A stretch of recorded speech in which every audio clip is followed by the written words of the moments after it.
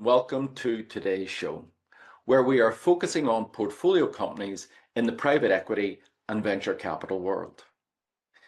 These are the companies that are the backbone of the nation's growth strategy, not to mention the recipients of millions of pounds and euros of investment that all concerned are very keen to protect.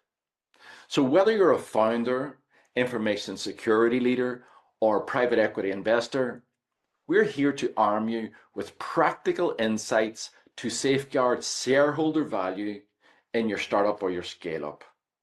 I'm Robert O'Brien, a seasoned founder and recognized cybersecurity thought leader with over 25 years of experience scaling tech companies.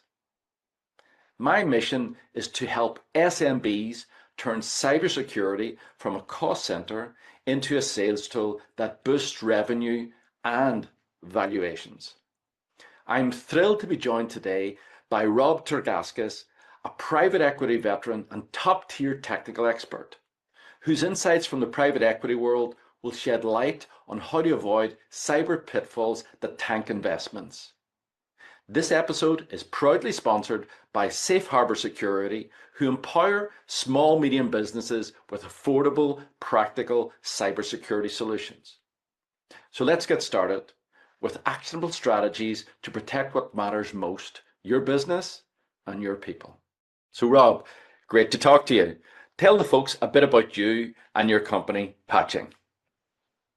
Hi, Robbie. Thanks very much for having me on today. I'm an ex-military veteran with over a decade of experience of building companies from like startups from scratch and scale-ups that are a little bit bigger.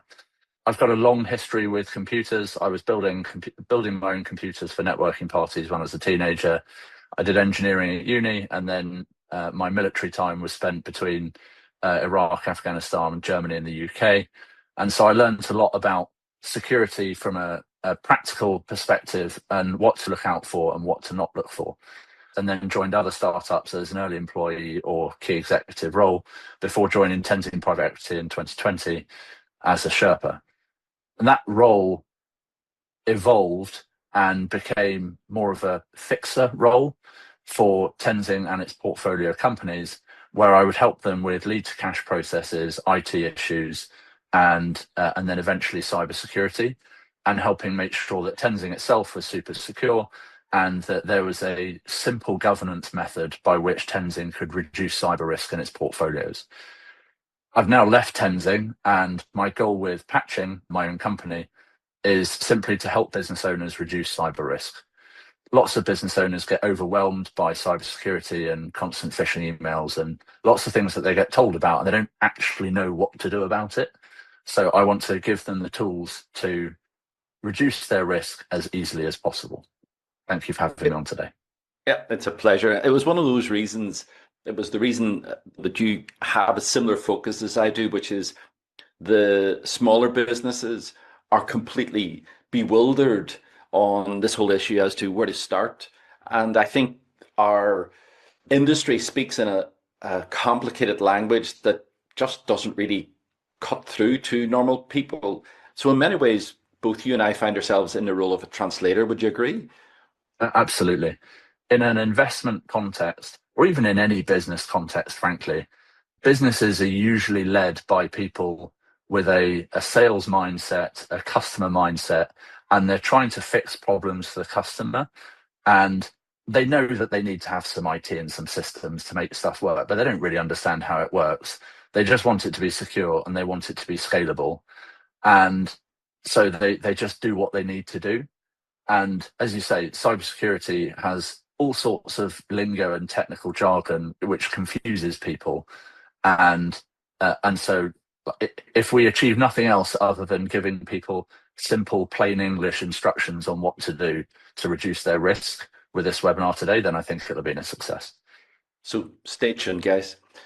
It was during my time as CEO of MetaCompliance that we came across each other. MetaCompliance was a portfolio company of Tenzing Private Equity, and we had caused to get your help from everything from securing our WordPress site to selecting cybersecurity consulting partners like Safe Harbor. And it's one of the joys of being involved with scaling companies and private equity everything is at warp speed and has to be done in a really agile manner. Plus the fact that there are finite resources. There's only so much for portfolio companies. And the executive teams are expected to be really effective. Is this what you found, Rob? Yeah, absolutely. And cybersecurity can be an absolute money pit if you're not careful. And so you need to be really focused with what you're doing. And the incentives and priorities are slightly different in a venture capital versus a private equity context. In a venture capital context, the imperative is to grow at outrageously high rates. And so you need to do whatever you can to present the impression of security to your customers and the market as fast as possible. And you need to not slow down the team executing. And so that can lead to certain behaviors which are largely good but have their flaws. In a private equity context, you're dealing with a business that is already highly profitable, already has reached a certain scale, and you're looking to turbocharge that. And there will probably be M&A involved in that, which is a particularly risky activity from a cybersecurity perspective. But there's much more of an asset to protect, and there is already established sales channels. So yes, you still need to reassure the market. You still need to help your sales team execute. But really, it's about identifying the critical business risk for your business and aligning your cybersecurity around that so that you're focusing your investments on things that will have a big impact rather than tick box exercises. I totally agree. It's a pressure cooker situation, whether you're VC backed or PE backed. Everybody expects big things. You have to travel at light speed. There's lots of money involved. There's bets being put on things, and everybody is very conscious of that. So let's look at the subject of our show today, which is avoiding the huge damage that cyber attacks can have on the value of a portfolio company. And let's answer the key question: why are portfolio companies, and indeed the investors that are behind these companies, why are these portfolio companies such high value targets for criminals? Cybersecurity doesn't get the same level of attention as, say, pricing or marketing. But whilst those things are really important, pricing and marketing won't put you out of business. Is that what you've found, Rob? Absolutely. And I think it goes back to the business leaders are experts in business, which is usually finance and sales and operations. And they understand that they are dependent on technology, as we all are in 2025, but they don't quite understand how that can go wrong. Although hopefully with the number of high profile cyber attacks at the moment, they're starting to become more aware that their business can just stop basically overnight. And if there is a bad cyber attack, it can remove their ability to service their customers. And then at some point, they suddenly realize the risk around cybersecurity, and they suddenly realize, hang on, all of my personal net worth is tied up in this business. If this business blows up, that's it. I'm done. I don't have time to do this again. And then it goes from something that's like mildly irritating and they don't really pay too much attention to suddenly priority number one, and they suddenly start caring. And I think But that's a big thing for the them to sort of adjust to. but the problem is cybersecurity is not something that is done and fixed. It takes a long Exactly. time. Yeah. It's a multi-month, multi-year project which requires a lot of attention. And I think that's the problem. There's when you hear people having a serious data breach, I having been involved in those, the pain associated with trying to fix things after the glass has been broken is horrendous. And so I think the challenge is to not alarm people as to the state of the nation in terms of cybersecurity, because I have a feeling that people are a bit numb to all the breaches out there. But it's to give them practical advice, as in do this, do that, and we're going to talk about that. So I think from the point of view of why are private equity companies and venture capital funding companies targeted, I think it's because hackers know they have money. Um, Totally. and they know that they are in these life cycles. And talking from practical experience during the secondary exit for meta compliance, it kept me awake at night worrying that the one thing that you had no control over was that sort of cyber uh, ransomware scenario appearing at the end, essentially being held to ransom. And it's the challenge of not alarming people, but getting people on the bus sort of years back, nearly at the beginning, when they're looking at their value concepts or the value projects that they were going to invest in. Rob, isn't that one of the big options that people have? Absolutely. And I think the people need to stop thinking of it as a tick box exercise, like, okay, I've implemented this technical control, I'm good now. Technology evolves at a terrifying pace that frankly none of us can keep up with. And so attack vectors evolve as well, and defensive tools evolve as well. And so you can't ever look at this as something that is done. You just need to look at it as something that just needs to be constantly bubbling away and iterating in the background. And this is why I actually think cultural change is the most important thing you can do. And it starts from the top. It starts from having owners, boards, senior executives who think about security constantly and factor it into every decision they make. And that sort of percolates through, and they're constantly reviewing, okay, 6 months ago, we thought this was our biggest risk. Is that still our biggest risk? So I suppose we should look at what can founders, executive teams, and their investors do about it. Maybe what would you advise them to do, Rob? So I came up with a sort of a 10 control framework when I was at Tenzing, which we used to assess our own security, and we used to assess the security of portfolio companies as well. And by thinking of things in these sort of 10 simple themes, it becomes a lot easier for non-technical business managers to go, okay, is that sorted? Yeah, okay, I'm happy with that. And help them get an understanding of how something is protecting them, which then helps them understand why they should be investing and what a reasonable quantum of investment is. Because one of the key problems that I often saw is, okay, we need to reduce the risk in this company as soon after we bought it as possible. How much should we budget for that? And you've got people with essentially an accounting background going, I just need a number. Completely. What I love about your 10-point system, and when I first saw it in Tenzing, is that I loved that you took the choice. You made the decision. Here are the 10. I know if you were to put that 10-point system up onto social media and say, here's my 10-point system, the rest of the information security sort of cognosce out Industry. there would come and say, oh, you forgot about this, and you forgot about, this and data protection, and that is the problem. It is never ending. It's like boiling the ocean. And I like the fact that you said, well, here's 10. Yeah, So what are the 10 points and why are they important for a portfolio company to implement them? sure. So I'm gonna just rattle off the points quickly, and then I'll come back and go through each one in a bit more detail.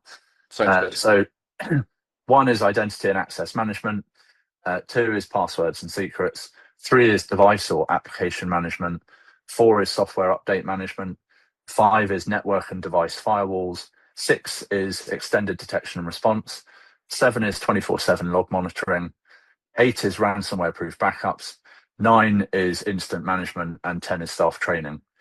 Now, again, we're into buzzword bingo, and he's talking about cybersecurity stuff, and I don't actually understand what he's talking about. So let's drill into what each of these is from a really simple perspective. So when people talk about identity and access management, they're talking about digital identities, which is like an email address, right? So in every business, every member of staff has an email address, whether they have a mailbox or not, they still have an email address. Now that's their digital identity. And you need to make sure that the life cycle associated with those digital identities is controlled. Now, lots of companies, particularly in their early stage, they will just go, "Oh, I've hired Dave. I need to give him an email address," and they'll just log into the admin panel and they'll create an email address. And that's all right when you're a very small team, but as the business starts to grow and hiring starts to become distributed across lots of people, it becomes chaotic, and IT never gets told in time, and so you end up with user accounts created manually that don't have the right security controls attached to them, and they're not deactivated, and their permissions aren't changed when someone changes their role within an organization and changes what they should have access to. And so the easiest way to fix that, from my perspective, is get an HR tool that integrates with your identity management system, which will either be Microsoft 365 or Google Workspace, and hook them up. And they're not actually that difficult to hook up. You can literally Google how to do it. And once you've hooked them up, say nobody creates a user identity in there without pushing it in through the HR system. Because by doing that, it then stops being an IT process and starts to become a business process. Because if it's got to go into the HR system, then HR are involved, the hiring manager's involved. Suddenly you're putting people into departments and you've got some organizational structure. Suddenly you're capturing people's like personal email addresses and mobile phone numbers and things that are useful for profiles across your various different applications. And then suddenly, before you know it, all of your users actually have the right security controls, because you're now batching them by security groups and you're applying controls and licensing and so on by groups. And the whole process becomes automated, more efficient, easier to execute, and more secure all at the same time. And then the other sort of key part about identity and access management is trying to roll out single sign-on wherever you can, because single sign-on is like your most robust way of making sure that your multi-factor authentication is properly applied, and then making sure your privileged users are separate. And everyone goes, what's a privileged user? I don't understand that. So admin accounts. Everyone starts a business, and I've done it myself. You start a business and you're the first person to sign up to Microsoft 365 or Google Workspace. And what you don't realize is that that account is a super admin in Google Workspace terminology, or a global administrator in Microsoft 365 terminology. And it has total power to do absolutely anything. You should not be using an account with that much power for day-to-day use. So you should have your day-to-day use, like Rob at whatever, and then you should have your superpowered account, which should have like a weird email address that nobody knows about. And you only log in with that superpowered account to do IT stuff, and then you log back out again, and you put much more tight security controls around that superpowered account. The next bit is passwords and secrets. There is nobody on earth who can remember lots of complex passwords. Okay, it just doesn't happen. You can maybe remember one, perhaps two or three. And so it's getting people culturally used to using a password manager. And as an organization, you can put in place a business password manager. Most of the business password managers now also have like personal licenses that staff can use for their own personal password management. And then they can do everything within one app, and they get used to saving their credentials down into one app. And then you can apply single sign-on to the corporate password manager. And now suddenly you've extended the security benefits of single sign-on and secure credential management across all of your apps. And can I just jump in there, Rob, because like those two that you've chosen, the first two, in my opinion, for any business, if they were to just take those two, the cleaning up their access and getting their people to use a password manager, implementing single sign-on wherever possible, that just takes, you suddenly take your organization as a how risky are you, and you put yourself way beyond where the majority of most people are. Totally. And I think of like security improvements and risk reduction as like overlapping curves. So your security improvements go almost vertical, like at the beginning, and then they taper off as you get diminishing returns over time. And likewise, your risk drops almost vertically and then tapers off over time. You can never be 100% secure. You can never completely eliminate the risk, but you can get rid of 80, 90% of it within a relatively straightforward, like a limited period of time, say 6 to 9 months, if you're aggressive about implementing this stuff. And yeah, those first two controls is literally like, that will reduce 50%. I'm picking up slightly arbitrary number, but it'll reduce 50% of your risk just by getting those two right. Yeah. It's massive. If those two are the sort of the foundational ones, the next foundational one is device or application management. And the way I think about it is you can have any IT policy you like. If you can't technically enforce it, it's not worth anything. Yeah. And the best way to technically enforce it is to be able to control the devices that people can access their stuff from. And again, people get overwhelmed with, oh, how do I do this? And effectively, it just means, okay, you need to buy laptops that are a certain spec. So if you're buying Windows, you need to buy like Windows 11 Pro or above, and you need to have a device management tool. Anyone using Microsoft 365 above a certain license already has Intune that can manage anything: Macs, Android, iPhones, Windows, whatever you like. And the first step is to just get the devices enrolled. You don't put any security controls on whatsoever, just get them enrolled. And then put a control on that says you can only log in from a managed device. Suddenly, you have removed another vast swathe of your risk profile, because now people are only actually logging in from devices that you can control. Once you've got them enrolled in management, then you can start applying policies to them. So that brings us on to the next control: software update management. Yeah. You just go, okay, every device is now going to automatically update, and it's not optional. Network and device firewalls, the next control. Again, once you've got device management in place, it's literally a flick switch. Right, I want to assign a policy that turns on all the firewalls. Bang, done. Extended detection and response.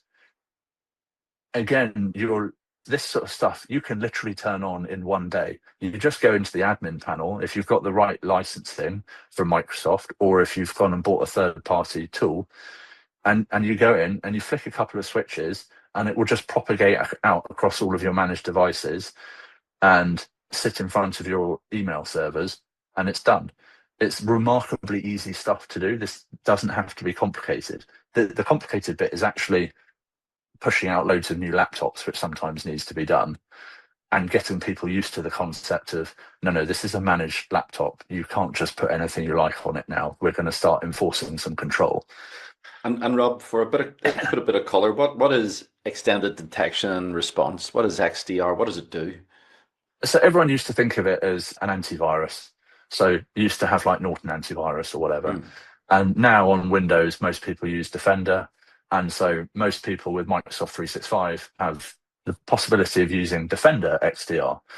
And by calling it XDR, all they actually mean is they've taken email security and laptop security and server security, and they've just turned it into one tool rather than lots of different tools. And by having it as one tool, you start to see disparate events in different places in your environment as linked together. And then the next one is 24/7 log monitoring. So you've got people signing into stuff all over the place using single sign-on. That creates loads and loads of logs. And I should clarify, what is a log, right? So a log is literally a little string of text saying some action happened. Anyway, as you start to set up your XDR, your extended detection and response stuff, and you start to set up single sign-on, you start to have all of this log information just kind of sitting in your system. But it's not really doing much if it's sitting in the system, so you need to put in what's called a SIEM tool, or Security Incident and Event Management tool. And again, if you're using Microsoft, it's Microsoft Sentinel, and again, it's just to get the right license and click a button.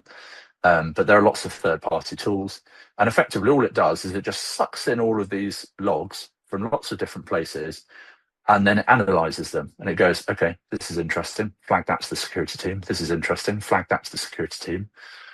And then the security team just look at it and go, what they're looking for is they're looking for the absence of the normal or the presence of the abnormal. So does this look like normal behavior? Okay, so I can see Rob is using his admin account on his usual device from the usual IP address, and he's changing his security setting. There's nothing unusual with that. That's fine. It's a privileged account action because he's using his admin account, but it's not a big deal. As opposed to, hang on a sec, this user just tried to sign in on a London IP address, and then 30 seconds later tried to sign in an American IP address. That can't possibly be right. Something's going on there. And so then they'll investigate, and it may be they investigate and go, okay, the user decided to turn on a VPN. Fine. Or it may be that actually they clicked on a phishing link and it's taking them to a threat actor server in America, and trying to steal their credentials or something. But So all of these it's tools, like they flag it up and then the security team investigate and decide if it's normal or if it's not normal, basically.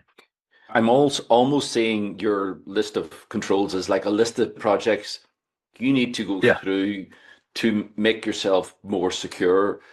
Because in my opinion, you can't do all this at the same time. It's correct. too difficult. So the first three, if you do the first three, you've just moved yourself up a level. But log monitoring is like an audit trails in I suppose layman's language, audit trails of Yeah, each user.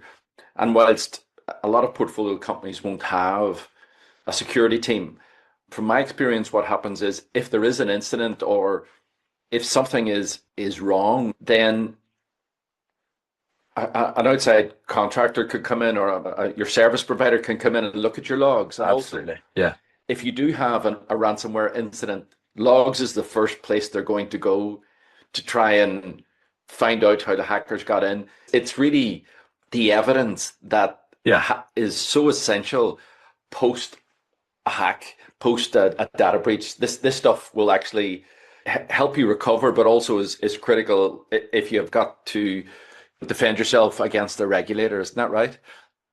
absolutely. It's the word you use is evidence trail is perfect. And effectively, anyone using a digital tool just creates this massive evidence trail behind them. And Yeah. that is called logs. And if you actually, even if you can't afford a security team, if you have and say you're a Microsoft company, even if you can't afford the security team, but you have Microsoft Sentinel in your licensing, just go turn it on, just so that all the logs just get stuffed in one place. And then later on, someone can come and look at it and you'll get a load of security alerts or whatever, and you can ignore them. But the key point is that as you say, you've got the information. And so if you do want to understand what's going on, you can go and look into it. And so starting to work through the last three controls, ransomware proof backups, effectively, this is a way of making sure that you have backups that cannot be ransomware. I'm not going to go into the technical bit of how it works. There's sometimes called immutable backups. Just go and get some, particularly if you're a product business and you offer a technology product to customers, it is vital that your product has these backups because you want to be able to recover within minutes. You know, the classic, oh, my Microsoft 365 has gone down. And then it just comes back within minutes. So you kind of ignore it. If you can recover from things in an automated way within minutes, no one's ever going to know something went wrong. If it takes you weeks to recover, Yeah. you're going to go bust. Yeah. And then the last two, instant management, something will go wrong. Like it's a matter of when, not if, and it's a matter of how severe versus less severe. The more of these controls you've got in place, the less likely it is to be a high severity incident. But you need to sit down and just have a bit of a chat with the rest of the management team. Right, how are we going to manage this if something kicks off? Like when I was in the army, we used to talk about SOPs, which are like, if X happens, we do Y. If A happens, we do B and C. And we just used to practice them again and again and again and again and again so that it was second nature. And you want a really, really, really simple plan. And it does need to be simple because if this happens, it's going to be an incredibly stressful event that will actually be quite traumatic for people. It's the sort of thing they'll remember for the rest of their life. Yeah. So it's got to be simple and it's got to be something that you can execute when you're having the worst day of your life and you haven't had any sleep and you're just exhausted and your world just fell apart. It's got to be that simple. The two things I would say about incident management, and again, I think it's one of those things that has to be on, your top 10 list, is that you don't want to have your executive team experience incident management on the day that they get a data breach. That's Yeah. the wrong time for them to become aware to it, become aware of all the challenges, the comms issues, the press issues, and stuff like that. And it's interesting you talk about SOPs within government. This and within the military, incident planning has been around for a long time. Yeah. I got an excellent piece of advice from City of London Police, what they do is they've just taken, tried and tested SOPs and put them into cybersecurity. And the one thing is have your incident plans on a piece of paper in a document Yeah. in everybody's drawer, because the systems are gone, your SharePoint's Yeah. gone, your Google Drive, you can't get at them. Yeah. So I think, A, get people cognizant of what they're supposed to do if the proverbial hits the fan. And the second thing is have it on paper. Totally. And another thing that we used to do in the military is rehearsals. Like before any operation, we would rehearse it because it is going to go wrong. Like it's Yeah. guaranteed. And then that sort of really internalizing this stuff brings us back to the last point, which is staff training. You want to kind of create a culture, not paranoia is too strong a word, but vigilance is probably about the right level. You just want people to stop trusting everything implicitly and just be a little bit suspect about things, and create a culture where it's okay to pause, to check something, to step back and really evaluate if something looks right before you click on it or before you do it. Just slow down, take a break, and then come back to it with fresh eyes if you are in the least bit suspect of it. And this is Yeah. again where training comes into, is it's starting to help people understand the patterns of what an attack can look like and what a phishing email can look like, so that you're training their intuition so that they're intuitively better at spotting this stuff. Because actually your staff can be an epic cyber defense in themselves just by their ability to spot stuff, or they can be an epic liability if you haven't sort of helped them understand what bad looks like or what a risk looks like, and they just go around clicking on things and opening doors all over the place.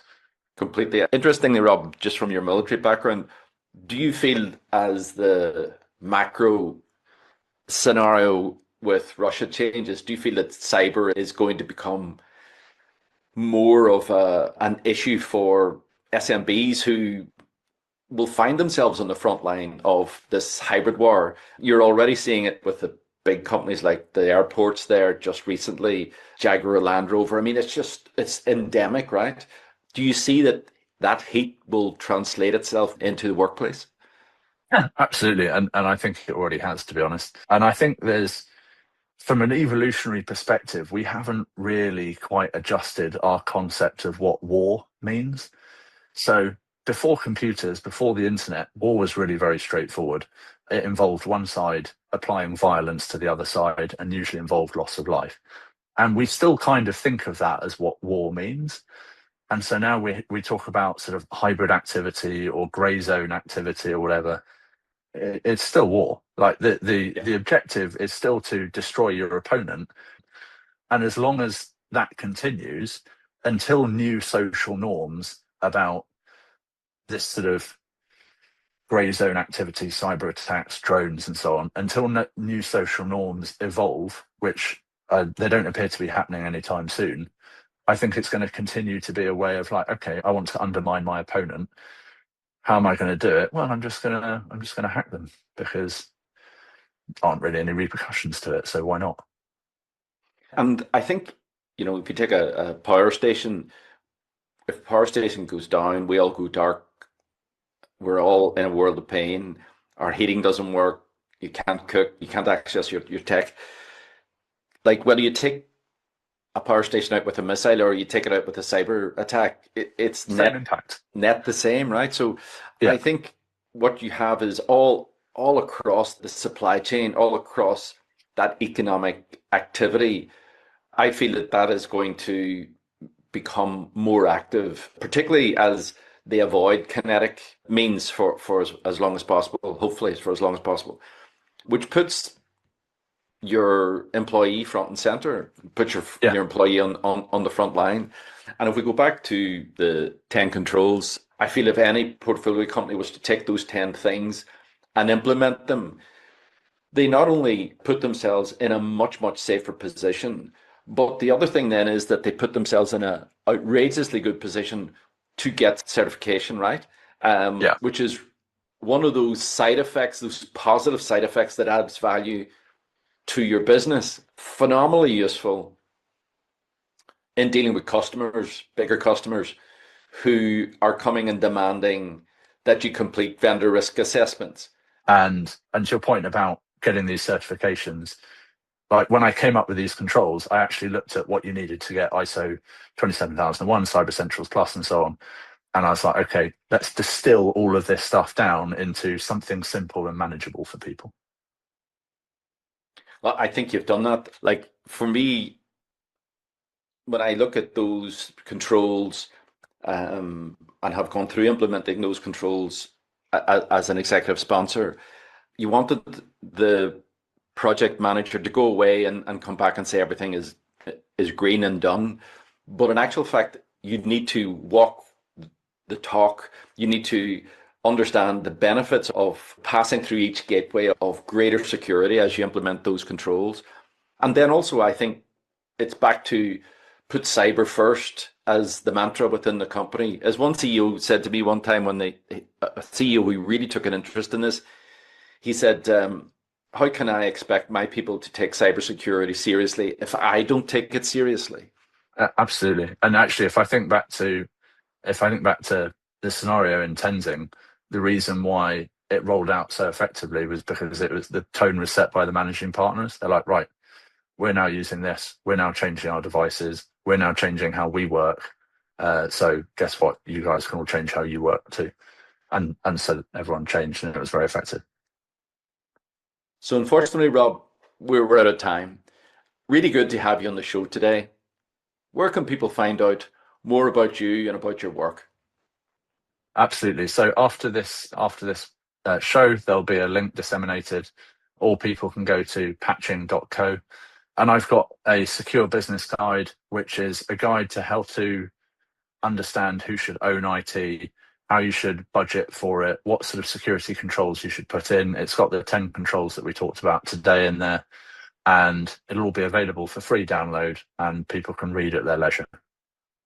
I read it, Rob. It's a great resource, great for people trying to have a guide as how to budget for cybersecurity in an acquisition or when they're about to invest in a company. So I think it'll go down really well within the investment community. Amazing. And likewise, you can find a really excellent CISO playbook from Safe Harbor Security on the very issue of why cybersecurity target private equity and venture capital firms. And this too is in the links to the show. So, Rob, thank you very much for joining us today. Amazing. Thank you very much for having me on. It's a pleasure, Rob. And thank you all for joining us too. Until the next time, stay safe and keep building that human firewall.